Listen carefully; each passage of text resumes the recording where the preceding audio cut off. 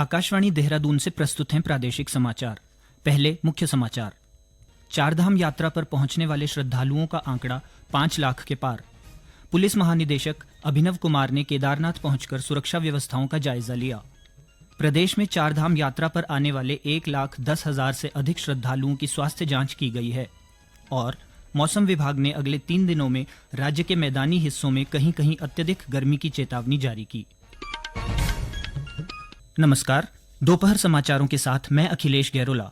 और अब समाचार विस्तार से। चारधाम यात्रा पर पहुंचने वाले श्रद्धालुओं का आंकड़ा 5 लाख के पार हो गया है। अब तक 5,52,436 तीर्थयात्रियों ने चारधाम दर्शन किए हैं।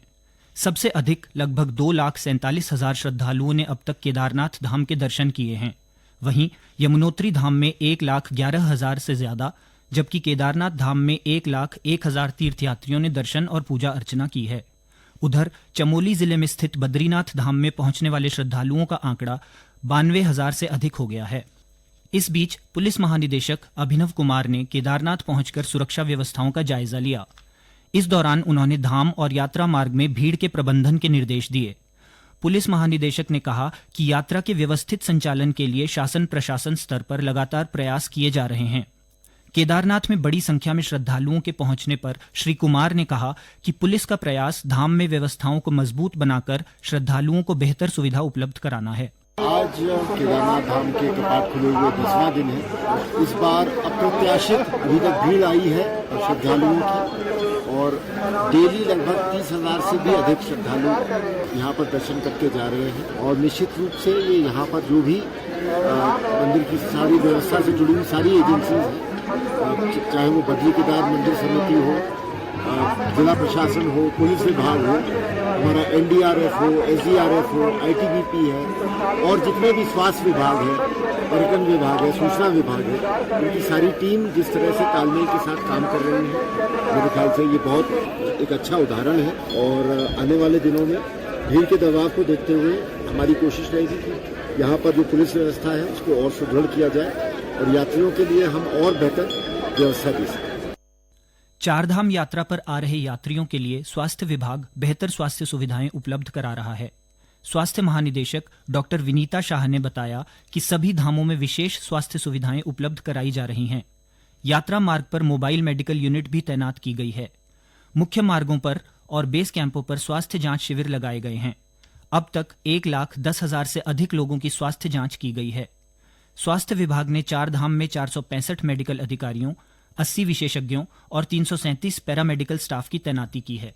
स्वास्थ्य विभाग हमारे चारधाम यात्रियों की स्वस्थ, सुखद और सफल यात्रा के लिए प्रतिबद्ध है। यात्रा रूट पे हमारी परमानेंट और टेम्परेरी चिकित्सा इकाएं हैं, जिसमें हमारे ट्रेन डॉक्टर्स और स्वास्थ्यकर्मी सेवा देने के लिए प्रतिबद्ध हैं। इसके अलावा बेस कैंपों में और यात्रा के मुख्य मार्ग में हमारे द्वारा स्क्रीनिंग की जा रही है। लगभग अभी तक 1,10,000 स्क्रीनिंग हो गई है। बिना पंजीकरण के चारधाम यात्रा के लिए उत्तराखंड पहुंचे श्रद्धालुओं का पंजीकरण कर उन्हें यात्रा के लिए भेजने की व्यवस्था शुरू कर दी गई है। इस व्यवस्था के तहत 800 यात्रियों को ऋषिकेश से चारधाम यात्रा के लिए रवाना किया गया। सरकार ने चारधाम यात्रा पर आने वाले लोगों से अपना पंजीकरण अनिवार्य रूप से कराने की अपील की है। इस बीच चारधाम यात्रा के दौरान यातायात व्यवस्था को सुचारू बनाए रखने के लिए पुलिस लगातार प्रयास कर रही है। राज्य के सभी चेक पोस्ट पर वाहनों के कागजात, यात्रियों के पंजीकरण और ग्रीन कार्ड सहित आवश्यक दस्तावेजों की जांच के बाद ही श्रद्धालुओं को चारधाम यात्रा के लिए भेजा जा रहा है। चारधाम मंदिर परिसरों के 50 मीटर के दायरे में वीडियोग्राफी व रील बनाने पर प्रतिबंध लगाने के बाद पुलिस विभाग ने इस संबंध में मानक संचालन प्रक्रिया SOP जारी की है। इसमें स्पष्ट किया गया है कि मंदिर परिसर में रील बनाने वालों के विरुद्ध उपद्रव की धारा के तहत मुकदमा दर्ज किया जाएगा। SOP में स्थानीय अभिसूचना इकाई को सोशल मीडिया की निगरानी के निर्देश दिए गए हैं। पुलिस महानिदेशक अभिनव कुमार ने कहा कि यदि कोई व्यक्ति निर्देशों का उल्लंघन करता है तो उसे उपद्रवी माना जाएगा। श्री कुमार ने सभी जिला प्रभारियों को नियमों का उल्लंघन करने वालों के विरुद्ध कड़ी कार्रवाई करने के निर्देश दिए हैं।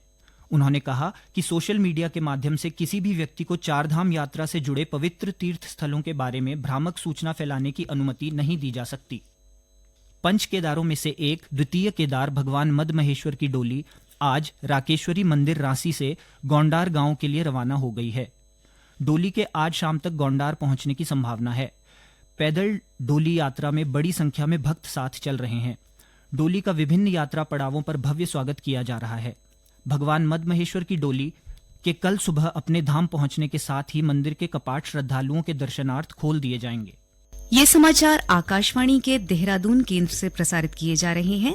ताजा समाचार के लिए आप हमारे सोशल मीडिया एक्स व Facebook page Akashvani news Uttarakhand को फॉलो कर सकते हैं। साथ ही ये समाचार हमारे YouTube channel Akashvani news Uttarakhand पर भी उपलब्ध हैं। चारधाम यात्रा को देखते हुए चमोली जिले में खाद्य पदार्थों की गुणवत्ता को लेकर प्रशासन की ओर से नियमित निरीक्षण किया जा रहा है।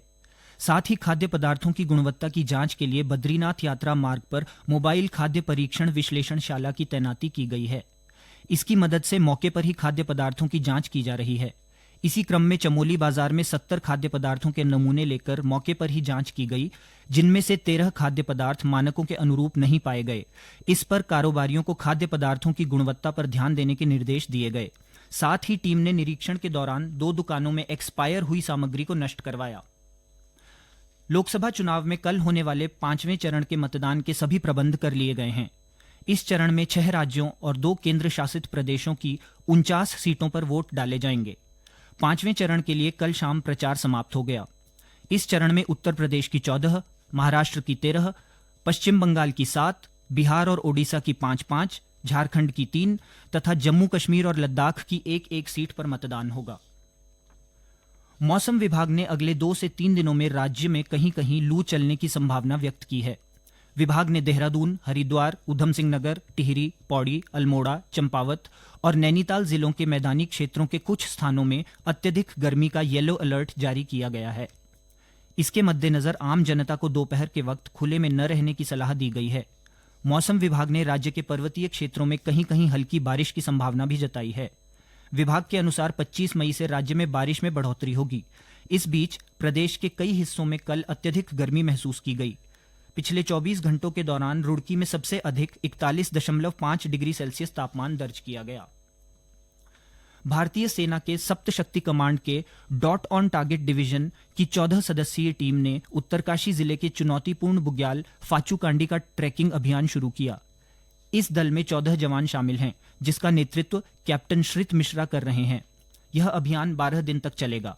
इस ट्रैकिंग में फाचू कांडी के पास मुख्य 3 track, Phulara ridge track, Sarutal track और फाचू कांडी पास शामिल हैं।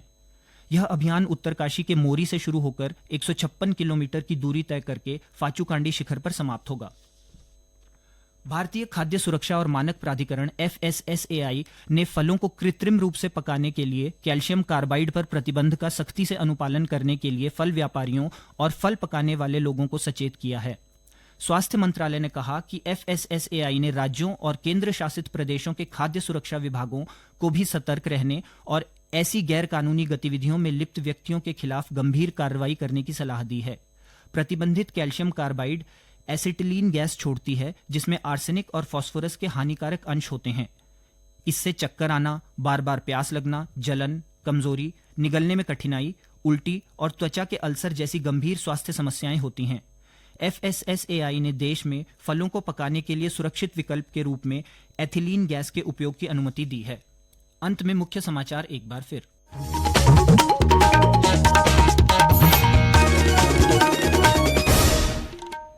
चारधाम यात्रा पर पहुंचने वाले श्रद्धालुओं का आंकड़ा 5 लाख के पार।